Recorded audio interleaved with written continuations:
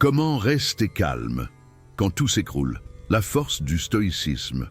Avez-vous déjà eu l'impression que tout s'effondrait autour de vous, que le monde conspirait contre vous et que vous n'aviez aucun contrôle sur ce qui se passait aujourd'hui? Je vais vous révéler comment la philosophie stoïcienne peut vous aider à retrouver votre calme, même dans les moments les plus chaotiques de votre vie. Dans cette vidéo, nous allons explorer 9 principes puissants qui vous permettront de transformer votre relation avec l'adversité, de développer une résilience inébranlable et de découvrir une paix intérieure que personne ne pourra vous enlever. Ces enseignements millénaires des grands maîtres stoïciens comme Marc-Aurèle Sénèque et Épictète sont plus pertinents aujourd'hui que jamais dans notre monde moderne rempli d'incertitudes et de turbulences. Si vous vous êtes déjà senti submergé par les circonstances, si vous avez lutté pour maintenir votre équilibre émotionnel face aux défis, ou si vous cherchez simplement des outils pratiques pour naviguer dans les tempêtes de la vie, restez jusqu'à la fin de cette vidéo, car ce que vous allez apprendre pourrait transformer complètement votre façon d'affronter les difficultés. Avant de commencer, je vous demande de laisser un like, de vous abonner à la chaîne et d'activer les notifications pour ne manquer aucune de nos nouvelles vidéos. Et si cela vous intéresse, à la fin de la vidéo, accédez à notre contenu exclusif qui se trouve dans le commentaire. Épinglé, sans plus attendre, commençons. Mais avant de plonger dans ces principes stoïciens qui promettent de vous donner un nouveau pouvoir face aux défis de la vie, il est essentiel de comprendre ce qu'est vraiment le stoïcisme et pourquoi cette philosophie ancienne résonne si profondément avec les luttes de notre époque moderne.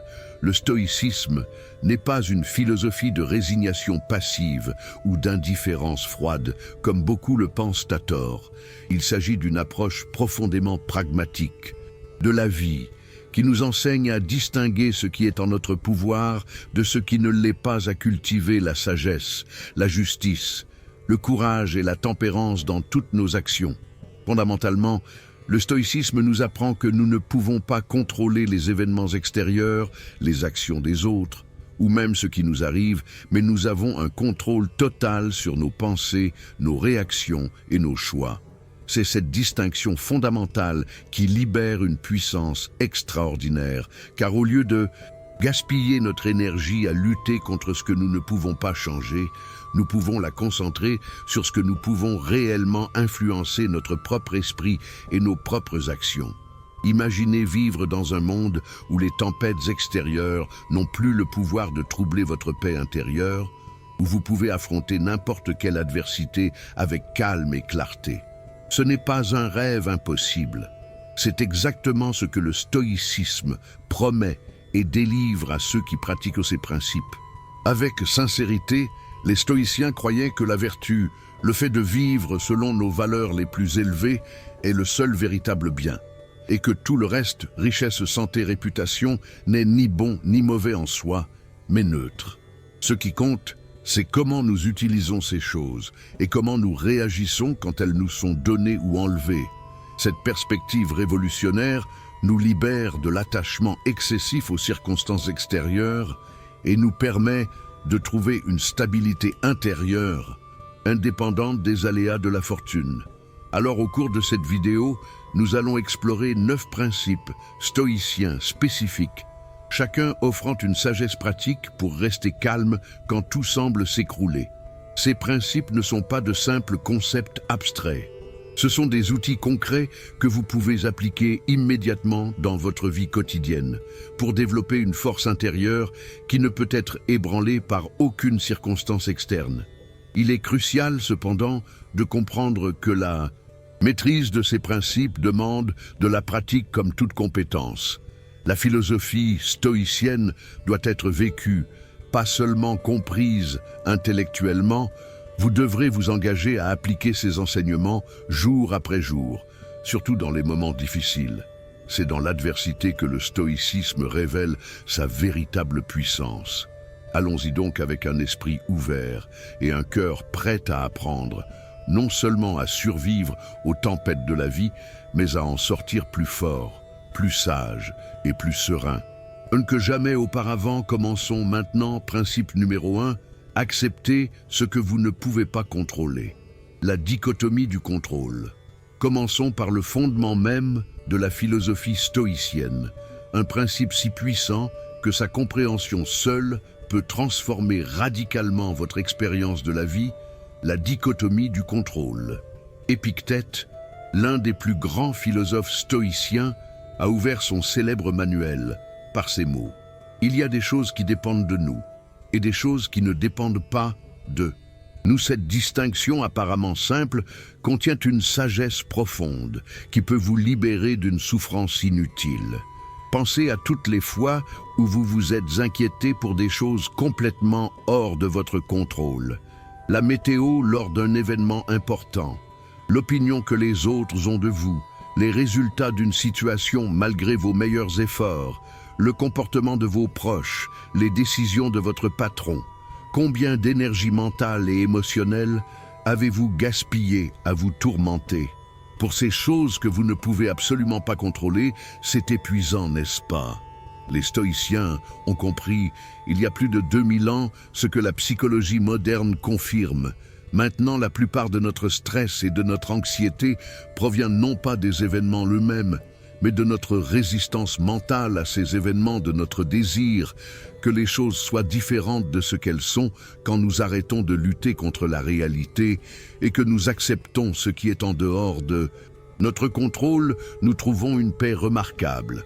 Mais attention, accepter ne signifie pas approuver ou être passif face à l'injustice.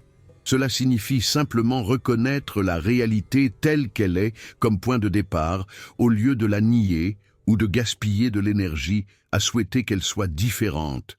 Une fois que vous acceptez ce qui est, vous pouvez alors diriger toute votre énergie vers ce que vous pouvez réellement faire, ce qui est en votre pouvoir.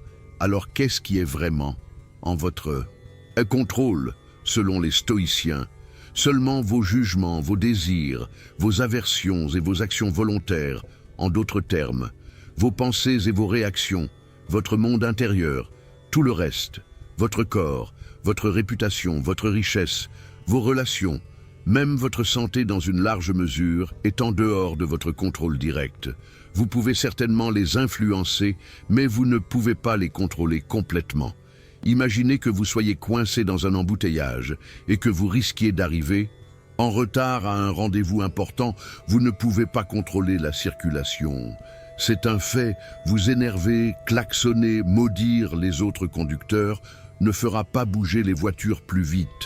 Cela ne fera qu'augmenter votre stress et peut-être gâcher le reste de votre journée. Mais voici ce que vous pouvez contrôler, votre réaction. Vous pouvez choisir de rester calme, de respirer profondément, d'accepter la situation telle qu'elle est. Vous pouvez appeler pour prévenir de votre retard. Vous pouvez utiliser ce temps pour écouter un podcast intéressant ou pratiquer la gratitude. Vous voyez la différence dans un cas, vous êtes une victime impuissante dans l'autre. Vous êtes un agent actif qui fait de son mieux avec la situation donnée pour pratiquer ce principe. Commencez à remarquer quand vous vous inquiétez ou vous stressez. Demandez-vous, est-ce que cette chose est en mon contrôle? Si la réponse est non, pratiquez consciemment le lâcher-prise. Dites-vous mentalement, ceci n'est pas en mon contrôle. Je choisis de ne pas gaspiller mon énergie dessus. À la place, je vais me concentrer sur ce que je peux faire maintenant avec le temps. Cette pratique deviendra naturelle et vous vous sentirez beaucoup plus libre. Vous découvrirez qu'en abandonnant le besoin de contrôler ce que vous ne pouvez pas contrôler, vous gagnez paradoxalement plus de pouvoir sur votre propre vie. Comme Marc Aurèle l'a écrit, vous avez le pouvoir sur votre esprit, pas sur les événements extérieurs. Réalisez cela et vous trouverez la force. Principe numéro 2, pratiquez la visualisation négative. Premeditatio malorum. Après avoir compris l'importance d'accepter ce que nous ne pouvons pas contrôler. Explorons maintenant une pratique stoïcienne qui peut sembler contre-intuitive au premier abord, mais qui s'avère incroyablement puissante. La premeditatio malorum ou la visualisation négative. Cette technique consiste à imaginer délibérément que les choses que vous valorisez vous sont enlevées ou que des événements difficiles se Elles produisent non pas pour cultiver le pessimisme, mais pour vous préparer mentalement et développer la résilience. Sénèque conseillait de consacrer quelques moments chaque jour à visualiser la perte de ce que nous chérissons, notre santé, nos proches, notre maison, notre travail. Pourquoi ferions-nous une chose apparemment si morbide? La raison est profonde. Cette pratique nous aide à apprécier davantage ce que nous avons maintenant. En imaginant sa perte, nous sortons de l'habitude de tenir les bonnes choses de notre vie pour acquises. Pensez-y, combien de fois prenez-vous votre santé pour acquise, jusqu'à ce que vous tombiez malade, vos proches, jusqu'à ce qu'ils soient absents, votre travail, jusqu'à ce qu'il soit menacé. La visualisation négative nous permet de cultiver activement la gratitude en nous rappelant que tout ce que nous avons est temporaire et précieux. De plus, cette pratique nous rend psychologiquement plus résilients quand nous avons déjà imaginé mentalement des scénarios difficiles. Si jamais ils se produisent réellement, nous ne sommes pas pris complètement au dépourvu. Nous avons déjà réfléchi à comment nous pourrions y faire face, ce qui réduit le choc et l'anxiété. Un exemple pratique chaque matin pendant quelques minutes. Imaginez que vous perdez quelque chose d'important pour vous, peut-être votre emploi. Imaginez comment vous vous sentiriez, qu'est-ce que vous feriez, quelles ressources pourriez-vous mobiliser, comment trouveriez-vous un sens et un but, même sans ce travail en... Faisant cet exercice régulièrement, vous réalisez plusieurs choses. Premièrement, vous n'êtes pas aussi fragile que vous le pensiez. Vous avez des ressources intérieures et extérieures pour faire face aux difficultés. Deuxièmement, vous commencez à apprécier davantage votre situation actuelle quand vous retournez à votre journée après cette visualisation. Vous voyez votre travail avec des yeux nouveaux, reconnaissant qu'il est là maintenant, même s'il peut ne pas l'être pour toujours. Troisièmement, vous réduisez votre anxiété générale paradoxalement en imaginant régulièrement des scénarios négatifs. Vous devenez moins anxieux à leur sujet parce que vous vous êtes mentalement préparé. Il est important de noter que cette pratique ne consiste pas à ruminer de manière obsessionnelle sur tout ce qui pourrait mal tourner. Ce n'est pas de l'inquiétude chronique.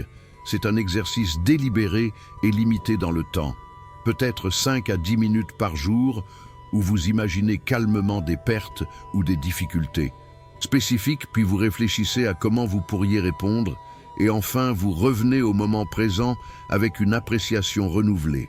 Une autre application puissante de ce principe est de visualiser votre propre mort.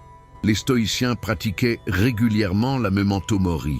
Le rappel que nous mourrons tous, cela peut sembler macabre, mais c'est en réalité profondément libérateur. Quand vous vous rappelez que votre temps est limité, que chaque jour pourrait être le dernier, vous arrêtez de perdre du temps sur des futilités, vous vous concentrez sur ce qui compte vraiment. Vous êtes plus présent avec vos proches, vous prenez des risques qui valent la peine d'être pris, vous vivez avec plus d'intensité et de gratitude.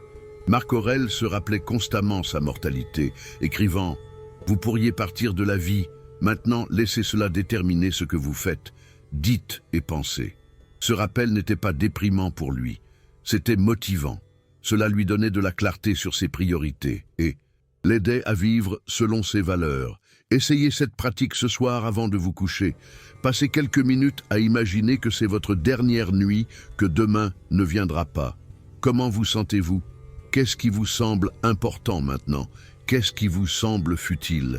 Y a-t-il quelque chose que vous regretteriez de ne pas avoir dit ou fait, quelqu'un que vous auriez aimé appeler? Puis quand vous vous réveillez le matin, vous avez un jour de plus, un cadeau inattendu. Comment allez-vous? L'utiliser, la visualisation négative correctement pratiquée, ne vous rend pas pessimiste. Elle vous rend réaliste, résilient et profondément reconnaissant. C'est un antidote puissant à l'anxiété et au fait de tenir les choses pour acquises. Comme Sénèque l'a écrit, celui qui a anticipé la date de ses troubles se débarrasse de leur pouvoir. Principe numéro 3.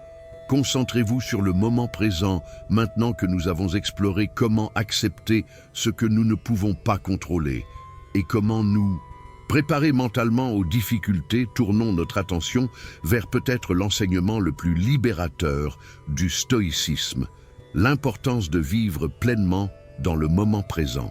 Marc Aurèle, empereur de Rome et philosophe stoïcien, a écrit « Confinez-vous au moment présent », c'est un conseil simple mais profondément transformateur.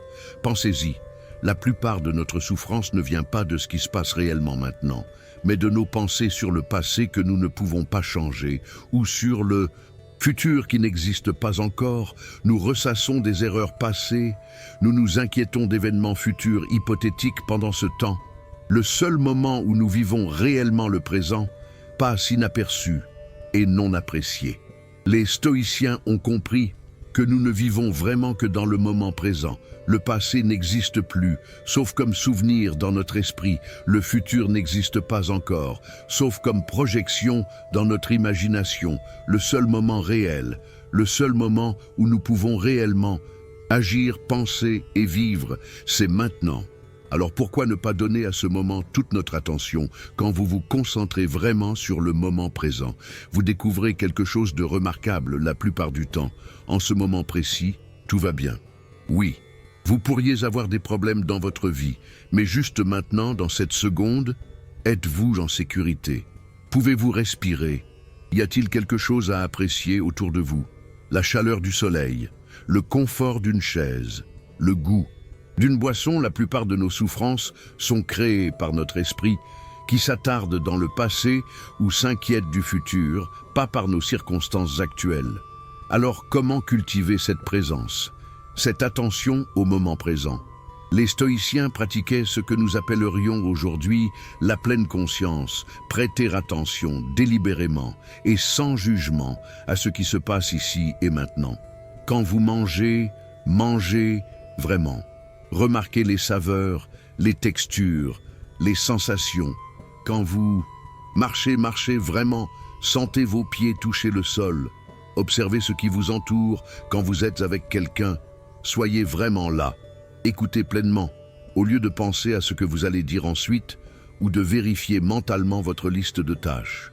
Un exercice puissant est de remarquer quand votre esprit dérive vers le passé ou le futur et de le ramener doucement au présent. Vous êtes sous la douche, mais votre esprit est déjà au travail. Revenez, sentez l'eau sur votre peau, la température. L'odeur du savon, vous conduisez, mais vous ruminez une conversation d'hier. Revenez, remarquez vos mains sur le volant, la route devant vous. Votre respiration. Cela semble simple, et ça l'est, mais ce n'est pas facile. Notre esprit a l'habitude de vagabonder. C'est pourquoi c'est une pratique, quelque chose que nous devons faire encore et encore, mais les récompenses sont immenses. Marc Aurèle lui-même, confronté aux énormes responsabilités de diriger un empire et aux défis constants des guerres, des trahisons et des pertes personnelles, trouvait la paix en revenant au moment présent. Il écrivait « Ne laisse pas ton imagination être écrasée par la vie dans son ensemble. Ne pense pas à toutes les choses difficiles et éprouvantes qui pourraient encore arriver. Mais à chaque moment présent, demande-toi qu'est-ce qui est insupportable ou impossible à supporter dans ceci. Vous découvrirez qu'il est rare que le moment présent lui-même soit réellement insupportable. Un autre bénéfice puissant de la concentration sur le présent, c'est qu'elle améliore considérablement la qualité de votre travail et de vos relations quand vous êtes pleinement présent dans ce que vous faites. Vous le faites mieux, avec plus de créativité, d'attention aux détails et de satisfaction quand vous êtes pleinement présent avec les personnes. Les connexions s'approfondissent, la communication s'améliore et les moments deviennent plus significatifs. Combien de conversations avez-vous manqué parce que votre corps était là, mais votre esprit ailleurs? Combien de beaux moments sont passés sans être remarqués parce que vous étiez perdu dans vos pensées? La vie se passe maintenant pas dans vos souvenirs ou vos plans pour pratiquer ceci. Essayez cette technique simple à plusieurs reprises aujourd'hui. Arrêtez-vous et faites une pause. Prenez 3 respirations conscientes en portant toute votre attention sur la sensation de l'air entrant et sortant de votre corps. Puis, remarquez 5 choses que vous pouvez voir, 4 que vous pouvez toucher, 3 que vous pouvez entendre, 2 que vous pouvez sentir et 1 que vous pouvez goûter. Cet exercice ramène instantanément votre esprit au moment présent, vous ancrant dans vos sens plutôt que dans vos pensées. Rappelez-vous également que vous ne pouvez prendre des mesures que dans le présent. Toute votre planification pour le futur doit se traduire en actions que vous prenez maintenant. Toute votre réflexion sur le passé n'est utile que si elle informe ce que vous faites. Maintenant, le pouvoir est toujours dans le présent, comme Épictète l'a dit. Il n'y a qu'un seul temps approprié pour faire les choses. Maintenant, faites du moment présent votre maison et vous découvrirez une paix que les circonstances extérieures ne peuvent pas troubler. Principe numéro 4, transformer les obstacles en opportunités, amor fati. Un des enseignements les plus puissants et peut-être les plus difficiles du stoïcisme est le concept d'amor fati, l'amour du destin. Cette idée suggère que nous devrions non seulement accepter tout ce qui nous arrive, mais l'embrasser activement et même l'aimer, parce que cela fait partie de notre chemin. Marc Aurèle a exprimé cette idée magnifiquement quand il a écrit que l'obstacle sur le chemin devient le chemin. Tout ce qui se dresse en travers de notre route peut devenir un matériau pour notre développement, une opportunité de pratiquer la vertu et de devenir plus fort. Pensez à la dernière difficulté importante que vous avez rencontrée peut-être. Une perte d'emploi, une rupture relationnelle, un problème de santé sur le moment. Cela semblait probablement terrible, une catastrophe. Mais maintenant, avec du recul, pouvez-vous voir comment cette expérience vous a changé? Peut-être vous a-t-elle forcé à développer de nouvelles compétences, à découvrir des forces que vous ne saviez pas avoir, à réévaluer vos priorités. De nombreuses personnes regardent en arrière sur leurs périodes les plus difficiles et reconnaissent qu'elles ont été aussi leurs périodes de plus grande croissance. Les stoïciens croyaient que tout événement, même apparemment négatif, contient le potentiel d'être utilisé à bon escient. Il n'y a pas d'événements purement mauvais ou purement bons. Il n'y a que des événements et nos jugements à leur sujet. Un même événement, comme perdre un emploi, peut détruire une personne et en galvaniser une autre. La différence n'est pas dans l'événement, mais dans la façon dont nous choisissons de le percevoir et d'y répondre. Alors comment cultivons-nous cet amor fati, cette capacité à transformer les obstacles en opportunités? Premièrement, en changeant notre perspective. Quand quelque chose de difficile arrive, au lieu de demander immédiatement « Pourquoi ? Moi, pourquoi cela m'arrive-t-il » essayez de demander « Comment puis-je utiliser ceci ? Qu'est-ce que cette situation peut m'enseigner ? Quelle force puis-je développer en naviguant à travers ceci ?» Cette simple reformulation transforme un problème accablant en un défi gérable et même excitant. Deuxièmement, pratiquez la gratitude, même pour les difficultés. Cela ne signifie pas prétendre qu'une situation difficile est facile ou que vous devriez être heureux de souffrir. Cela signifie reconnaître que même les expériences douloureuses ont une valeur qu'elles façonnent. Votre caractère teste votre résolution et souvent vous redirige vers un meilleur chemin. Comme Nietzsche, qui a été grandement influencé par le stoïcisme, l'a dit « Ce qui ne me tue pas me rend plus fort ». Troisièmement, recherchez activement l'utilité dans chaque obstacle. Quand vous faites face à une difficulté, demandez-vous quelle vertu puis-je pratiquer ici. Est-ce une opportunité de pratiquer la patience, le courage, la créativité, la compassion? Un conflit avec un collègue peut être une opportunité de pratiquer la maîtrise de soi et la communication. Un revers financier peut être une opportunité de pratiquer l'ingéniosité et la simplicité. Une maladie peut être une opportunité de pratiquer l'acceptation et de réévaluer ce qui compte vraiment. Épictète, qui était lui-même né esclave, est devenu finalement l'un des plus grands philosophes de son temps, incarnait cette capacité à transformer les obstacles en opportunités. Il aurait pu laisser ses circonstances de naissance le définir et le limiter. Au lieu de cela, il a utilisé même l'esclavage comme terrain d'entraînement pour pratiquer la philosophie stoïcienne, développant une maîtrise de soi et une sagesse telle qu'après avoir été libéré, il est devenu un enseignant recherché dont les écrits influencent encore des millions de personnes. 2000 ans plus tard, un exercice puissant consiste à tenir un journal des obstacles surmontés chaque fois que vous faites face à une difficulté et que vous la naviguez. Écrivez ce qui s'est passé, comment vous y avez répondu et ce que vous avez appris avec le temps. Vous créerez un registre de votre propre résilience et capacité d'adaptation. Ce registre deviendra une source de confiance dans les moments futurs. Difficile, vous rappelant que vous avez surmonté des choses difficiles avant et que vous pouvez le faire à nouveau. Il est également important de reconnaître que cette transformation des obstacles en opportunités n'est pas instantanée. Parfois, nous avons besoin de temps pour traiter une perte ou une déception et c'est parfaitement normal. Le stoïcisme n'exige pas que nous supprimions nos émotions, mais que nous ne soyons pas contrôlés par elles. Permettez-vous de ressentir la déception, la tristesse ou la frustration, puis, quand vous êtes prêt, demandez-vous comment puis-je avancer de manière constructive. Qu'est-ce que je peux apprendre de ceci? L'amour du destin ne signifie pas être passif face aux difficultés ou ne pas travailler pour améliorer votre situation.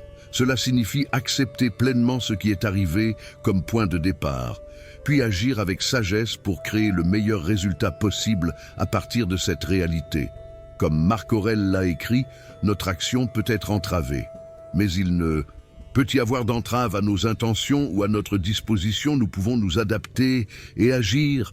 Nous pouvons tourner l'obstacle en carburant pour nos actions. Pensez à votre vie actuelle. Quels obstacles affrontez-vous en ce moment? Comment pourriez-vous les reformuler, non comme des blocages, mais comme des opportunités de croissance, de pratique, de développement de nouvelles capacités? Cette perspective ne rend pas les défis faciles, mais elle les rend significatifs et gérables quand vous commencez à voir chaque obstacle comme une opportunité. Vous développez ce que les psychologues modernes appellent un état d'esprit de croissance. Au lieu de voir les capacités comme fixes, vous les voyez comme développables à travers l'effort et la pratique. Chaque défi devient alors non une menace, mais une chance de vous améliorer. Les stoïciens pratiquaient cela il y a 2000 ans, et la science moderne confirme maintenant sa puissance. Amor fati ne vous demande pas d'être heureux que de mauvaises choses. Arrive, il vous invite à reconnaître que bonnes et mauvaises ces choses font partie de votre histoire unique et que vous avez le pouvoir de les utiliser pour devenir une version plus forte, plus sage et plus vertueuse de vous-même. Comme Friedrich Nietzsche l'a magnifiquement exprimé ma formule, pour la grandeur chez un être humain est amor fati. Ne rien vouloir de différent, ni en avant, ni en arrière, ni pour toute l'éternité. Ne pas simplement supporter ce qui est nécessaire, mais l'aimer. Principe. Numéro 5. Pratiquer la dichotomie de la valeur. Ce qui compte vraiment dans un monde obsédé par le succès extérieur. La richesse, le statut et l'apparence. Le stoïcisme offre une perspective radicalement différente sur ce qui a vraiment de la valeur. Les stoïciens faisaient une distinction nette entre ce qu'ils appelaient les choses véritablement bonnes et les choses indifférentes préférées pour les stoïciens. La seule chose véritablement bonne est la vertu vivre selon nos valeurs les plus élevées. Avec sagesse, justice, courage et tempérance, tout le reste, santé, richesse, réputation, même la vie elle-même est classée comme indifférent préféré. Ce qui signifie que c'est quelque chose que nous préférerions naturellement avoir, mais qui ne détermine pas notre bonheur ou notre valeur en tant que personne. Cela peut sembler extrême, mais réfléchissez-y un instant. Pensez aux personnes que vous admirez le plus, ce que vous admirez chez elles. Est-il leur richesse ou leur intégrité, leur apparence physique ou leur gentillesse, leur statut ou leur sagesse? Nous savons tous instinctivement que les qualités de caractère comptent plus que les circonstances extérieures. Pourtant, nous organisons souvent nos vies comme si c'était l'inverse. Le stoïcisme nous rappelle de réaligner nos priorités. Cette distinction est incroyablement libératrice parce qu'elle signifie que votre bonheur et votre valeur ne dépendent pas de choses en dehors de votre contrôle.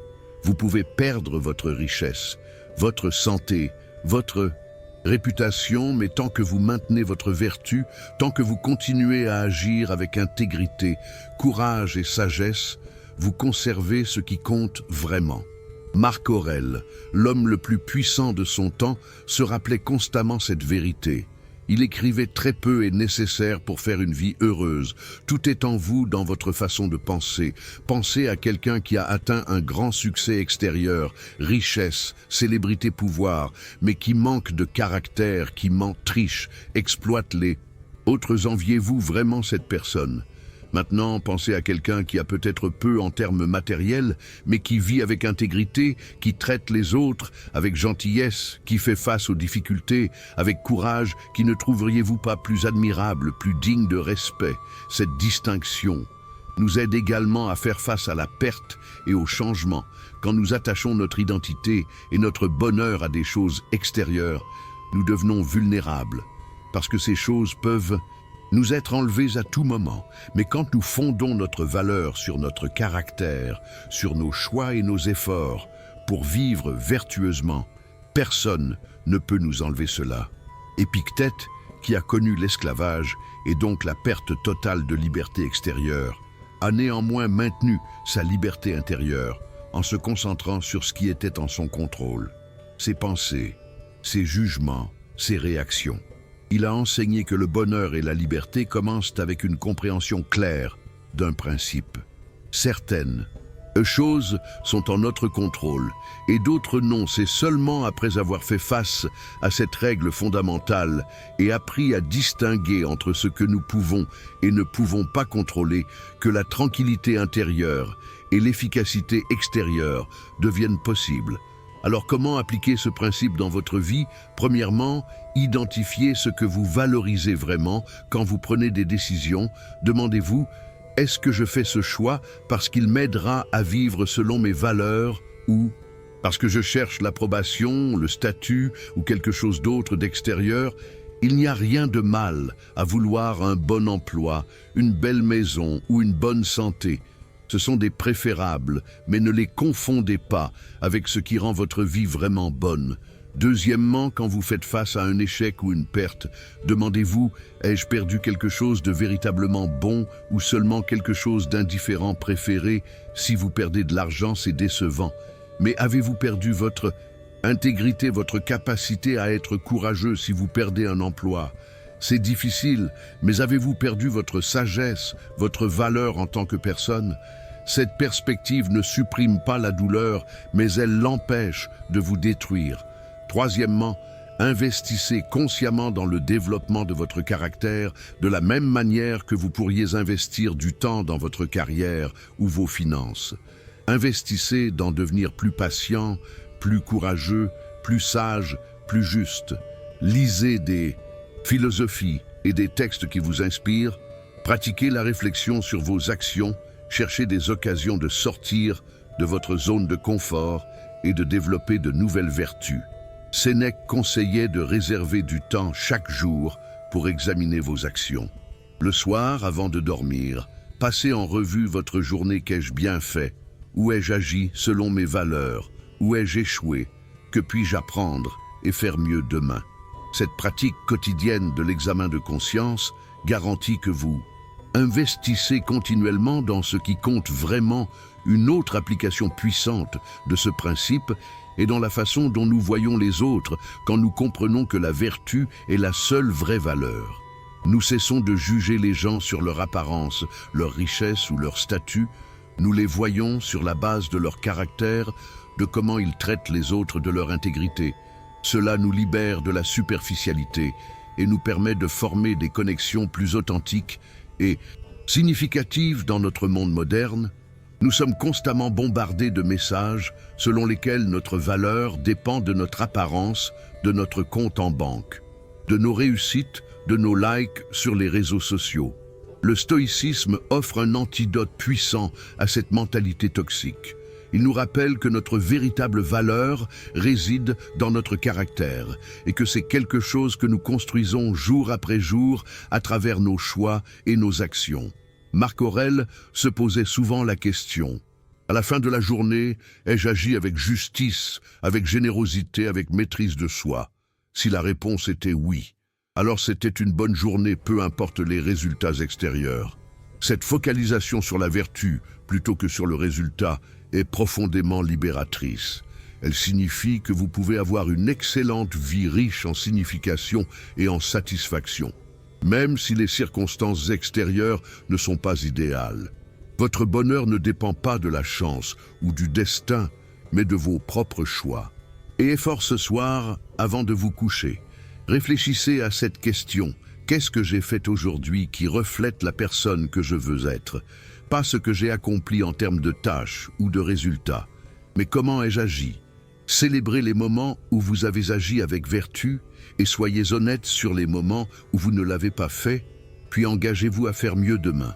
Rappelez-vous comme Épictète l'a dit, ce qui perturbe les gens, ce ne sont pas les choses qui arrivent, mais les jugements qu'ils portent sur ces choses. Quand nous jugeons correctement, valorisant la vertu au-dessus de tout le reste, nous trouvons une paix et une force inébranlables. Principe numéro 6, développer l'égalité d'âme, la maîtrise émotionnelle. Un des aspects les plus pratiques et immédiatement utiles du stoïcisme est son enseignement sur les émotions. Les stoïciens ne prônaient pas la suppression des émotions ou de devenir des robots sans sentiments, comme on le pense souvent. À tort, ils enseignaient plutôt l'égalité d'âme, un état d'esprit calme et stable qui ne se laisse pas facilement perturber par les hauts et les bas de la vie. L'égalité d'âme ne signifie pas ne rien ressentir. Cela signifie ne pas être contrôlé par vos émotions. C'est la différence entre éprouver de la colère et être submergé par elle au point d'agir de manière destructrice, entre ressentir de la peur et être paralysé par elle, entre éprouver de la tristesse et être écrasé par elle. Les stoïciens comprenaient que les émotions extrêmes perturbent notre capacité à penser clairement et à agir sagement. Sénèque écrivait « La colère est une folie brève. Elle a le même effet sur l'esprit qu'une chute d'un précipice. Une fois que vous êtes sur le bord, il n'y a pas de retour en arrière. Donc la sagesse n'est pas de commencer à tomber en premier lieu. Mais comment développons-nous cette égalité d'âme, particulièrement dans un monde qui semble conçu pour nous maintenir émotionnellement réactifs? Premièrement, en comprenant que nos émotions ne sont pas causées directement par les événements, mais par nos jugements sur ces événements. C'est un enseignement fondamental du stoïcisme et il est profondément libérateur. Imaginez que deux personnes perdent le même emploi. L'une peut être dévastée, se sentant sans valeur et désespérée. L'autre peut être déçue, mais voir aussi cela comme une opportunité de changer de carrière ou de prendre un nouveau départ. La différence n'est pas dans l'événement. La perte d'emploi, c'est dans leur jugement et interprétation de cet événement. La première personne pourrait penser « Ceci est terrible. Je suis un échec. Je ne trouverai jamais rien d'autre. » La seconde pourrait penser « C'est décevant, mais ce n'est pas la fin. Je ai des compétences et des options. » C'est peut-être même une bénédiction déguisée. Cette compréhension est puissante, car elle signifie que nous avons beaucoup plus de contrôle sur nos émotions que nous le pensons. Nous ne pouvons pas toujours contrôler notre première réaction émotionnelle à un événement, mais nous pouvons examiner les pensées et les jugements qui alimentent cette émotion et les changer pour pratiquer ceci. Quand vous ressentez une émotion forte, essayez cette technique. Arrêtez-vous et identifiez exactement ce que vous ressentez. Nommez l'émotion colère, peur, tristesse, anxiété, déception. Le simple fait de nommer aide à créer un peu de distance. Ensuite, demandez-vous quel jugement ou quelle pensée crée cette émotion. Qu'est-ce que je me dis sur cette situation? Est-ce un fait ou une interprétation? Puis, défiez doucement ce jugement. Est-ce la seule façon de voir cela? Y a-t-il d'autres perspectives qui seraient tout aussi valables ou plus utiles? Par exemple, si vous êtes anxieux, avant une présentation, vous pourriez remarquer que vous pensez « Tout le monde va penser que je suis incompétent ». Est-ce un fait ou une prédiction? Est-ce vraiment probable?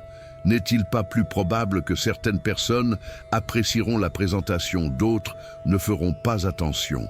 et que dans une semaine personne n'y pensera beaucoup, ce processus d'examen de vos pensées est ce que les psychologues modernes appellent la restructuration cognitive. Et c'est au cœur de nombreuses thérapies efficaces. Mais les stoïciens le pratiquaient il y a 2000 ans. Marc Aurèle écrivait « Enlevez votre opinion » et il y a aussi « Enlevez la plainte ». J'ai été blessé, enlevez la plainte, j'ai été blessé et la blessure elle-même disparaît. Une autre pratique puissante pour développer l'égalité d'âme est la respiration et la pause. Quand vous sentez une émotion forte monter avant de réagir, faites une pause, respirez profondément, comptez jusqu'à 10 si nécessaire. Cette simple pratique active votre système nerveux parasympathique qui calme votre réponse de combat ou de fuite et réactive votre cortex préfrontal, la partie de votre cerveau responsable de la pensée rationnelle. En créant cet espace entre le stimulus et la réponse, vous vous donnez le choix. Au lieu de réagir automatiquement, vous pouvez répondre consciemment. Épictète enseignait à ses étudiants de ne pas être emportés par la force des impressions, mais de dire à l'impression « Attends, laisse-moi voir ce que tu es et ce que tu représentes, ne te presse pas ». Cette pratique transforme votre relation avec vos émotions. Au lieu d'être leur victime, vous devenez leur observateur et finalement leur maître. Il est également crucial de reconnaître que certaines émotions sont appropriées et même nécessaires. La tristesse après une perte réelle, le regret après avoir fait du mal à quelqu'un, la peur face à un danger réel. Ces émotions contiennent des informations importantes et nous motivent à agir de manière appropriée. Le stoïcisme ne nie pas ces émotions.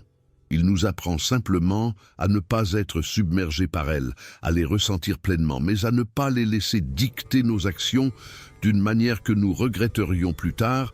Une distinction importante que font les stoïciens est entre les émotions et ce qu'ils appelaient les passions. Les émotions sont des réponses naturelles. Les passions sont des émotions excessives et irrationnelles qui nous contrôlent.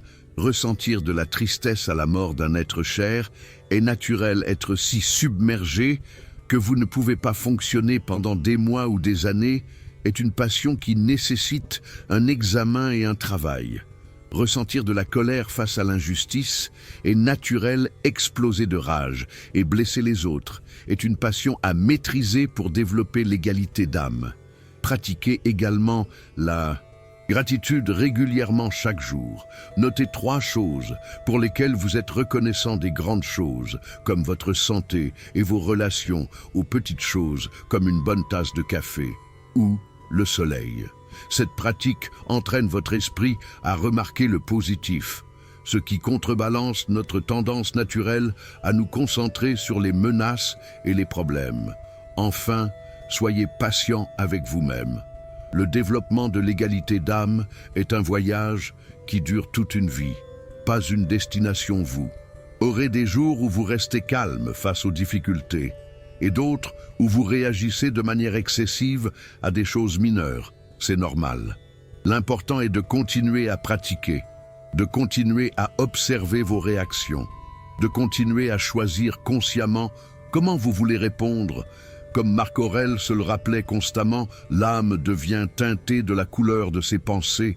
Choisissez des pensées qui favorisent le calme, la perspective et la sagesse, et votre vie émotionnelle reflètera ces qualités.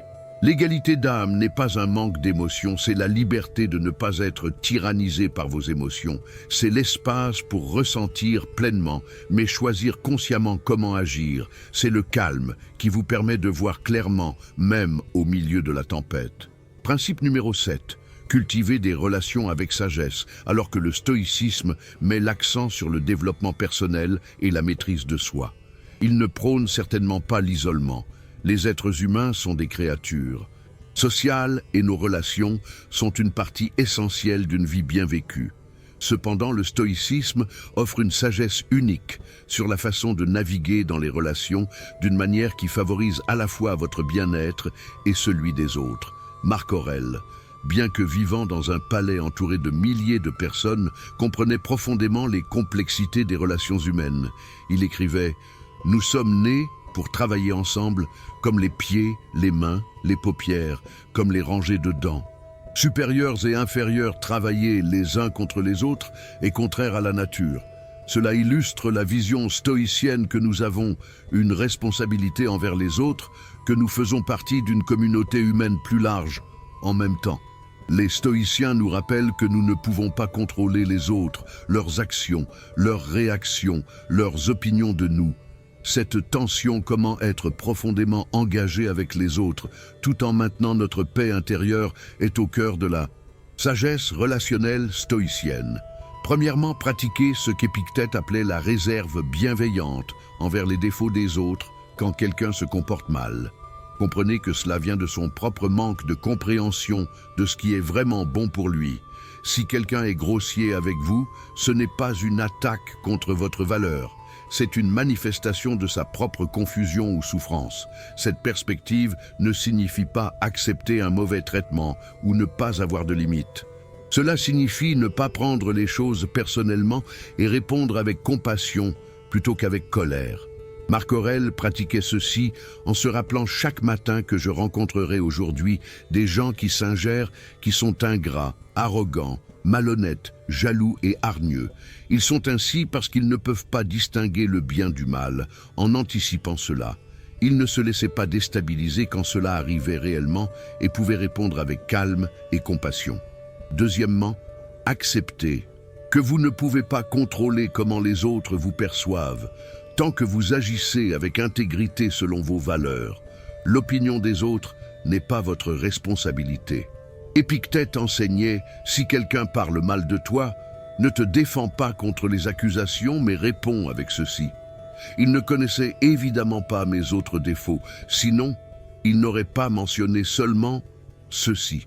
Cette attitude légère nous libère du besoin épuisant d'être aimé et approuvé par tout le monde.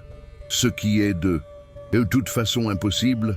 Troisièmement, dans vos relations proches, pratiquez la franchise parésia en grec. Cela signifie parler honnêtement, mais avec bienveillance. Les stoïciens valorisaient les amis qui pouvaient se dire la vérité, qui pouvaient se signaler mutuellement quand ils s'écartaient de leurs valeurs. Ce genre d'honnêteté nécessite du courage et de la confiance, mais il approfondit les relations et favorise la croissance mutuelle. En même temps, pratiquez l'écoute profonde quand les autres parlent. Écoutez vraiment au lieu de simplement attendre votre tour pour parler comme nous l'avons discuté précédemment. L'écoute active où vous cherchez véritablement à comprendre la perspective de l'autre est un cadeau puissant que vous pouvez offrir, et cela améliore considérablement la qualité de toutes vos relations. Quatrièmement, soyez généreux dans vos interprétations des actions des autres. Les stoïciens pratiquaient ce qu'on pourrait appeler la charité interprétative. Supposez les meilleures intentions jusqu'à preuve du contraire. Si un ami annule des plans, au lieu de supposer immédiatement qu'il ne se soucie pas de vous considérer qu'il pourrait avoir une bonne raison, qu'il traverse peut-être une période difficile. Cette approche réduit les conflits inutiles et maintient la bonne volonté. Cinquièmement, comprenez que tout est temporaire, y compris vos relations. Cela peut sembler sombre, mais c'est en fait profondément précieux. Les stoïciens pratiquaient régulièrement de se rappeler que ceux qu'ils aiment ne seront pas toujours là, pas pour créer de la tristesse, mais pour approfondir l'appréciation. Quand vous vous rappelez que votre temps avec vos proches est limité, vous êtes moins susceptible de le gaspiller en conflits mesquins et plus susceptible de chérir chaque moment ensemble. Marc Aurèle se rappelait souvent ceci en pensant à ses propres enfants, les voyant non pas comme des possessions permanentes, mais comme des cadeaux temporaires confiés à ses soins. Cela l'aidait à les apprécier plus pleinement et à ne pas être trop attaché de manière étouffante. Sixièmement, établissez des limites saines, tout en étant compatissant. Le stoïcisme n'exige pas que vous acceptiez un mauvais traitement au nom de la vertu. Vous pouvez et devez établir des limites avec les personnes qui drainent constamment votre énergie, qui vous manquent de respect ou qui vous encouragent vers des comportements non vertueux. Vous pouvez faire cela avec fermeté, mais sans colère, simplement en reconnaissant que certaines relations ne vous servent pas, vous, ni l'autre personne, et en choisissant de prendre de la distance, Sénèque conseillait de choisir soigneusement vos associations, parce que nous sommes influencés par ceux avec qui nous passons du temps. Passer du temps avec des personnes vertueuses nous élève passer du temps avec des personnes constamment négatives ou destructrices nous tire vers le bas. Ce n'est pas du jugement, c'est juste une reconnaissance pratique de l'influence environnementale. Septièmement, servez les autres sans attendre de retour. Un des paradoxes stoïciens est que le vrai bonheur vient non pas de recevoir, mais de donner, de contribuer au bien-être des autres. Marc Aurèle écrivait ce que n'est bon, ni pour la ruche, ni pour l'abeille, ne peut pas être bon pour l'abeille. Nous sommes interconnectés et servir les autres nous sert également. Cependant, les stoïciens nous avertissent de ne pas donner pour recevoir, de ne pas aider les autres, parce que nous attendons gratitude. Reconnaissance ou réciprocité, faites le bien, parce que c'est la bonne chose à faire, parce que cela s'aligne avec votre nature en tant qu'être social. Si la gratitude vient, c'est agréable, mais si elle ne vient pas, cela ne diminue pas la valeur de votre action. Enfin, pratiquez le pardon, à la fois envers les autres et envers vous-même. Les gens feront des erreurs, vous blesseront, vous décevront, tout comme vous ferez inévitablement la même chose aux autres. S'accrocher au ressentiment vous empoisonne. Et plus que cela ne punit l'autre personne. Le pardon ne signifie pas excuser un comportement nuisible, cela signifie libérer la charge émotionnelle qui vous maintient lié au passé. Comme Marc Aurèle l'écrivait, la meilleure vengeance est de ne pas être comme celui qui vous a fait du tort, en cultivant vos relations avec cette sagesse stoïcienne. Vous créez des connexions qui enrichissent votre vie sans devenir des sources d'anxiété et de souffrance. Inutile, vous donnez pleinement sans vous perdre. Vous-même, vous maintenez votre paix intérieure tout en étant profondément engagé avec les autres. Principe numéro 8. Vivez avec intention et but. Les stoïciens croyaient fermement que nous avons tous un rôle à jouer dans la grande communauté humaine et que vivre une vie bonne signifie découvrir ce rôle et le remplir avec excellence. Marc Aurèle se le rappelait constamment, se levant chaque matin avec une compréhension claire de son but, servir Rome et son peuple, du mieux qu'il le pouvait même quand c'était difficile dans notre monde moderne. Beaucoup de gens dérivent sans but clair, répétant les mêmes routines jour après jour, sans vraiment réfléchir à pourquoi nous travaillons dans des emplois qui ne nous épanouissent pas. Nous poursuivons des objectifs qui sont attendus de nous plutôt que choisis par nous. Nous passons nos soirées et nos week-ends dans la distraction plutôt que dans des activités significatives. Et nous nous demandons pourquoi nous nous sentons vides. Le stoïcisme nous appelle à vivre différemment, à examiner nos vies, à identifier ce qui compte vraiment et à aligner nos actions quotidiennes avec ces valeurs. Sénèque écrivait « Ce n'est pas que nous ayons un temps court à vivre, mais que nous en gaspillons une grande partie. La vie est assez longue pour accomplir les plus grandes choses si elle est bien utilisée. Alors, comment vivons-nous avec plus d'intention et de but? Premièrement, clarifiez vos valeurs. Qu'est-ce qui compte vraiment pour vous? Pas ce que vos parents veulent, ou ce que la société valorise, mais ce qui résonne authentiquement dans votre cœur. Est-ce la famille, la créativité, le service, la justice, la croissance, la nature?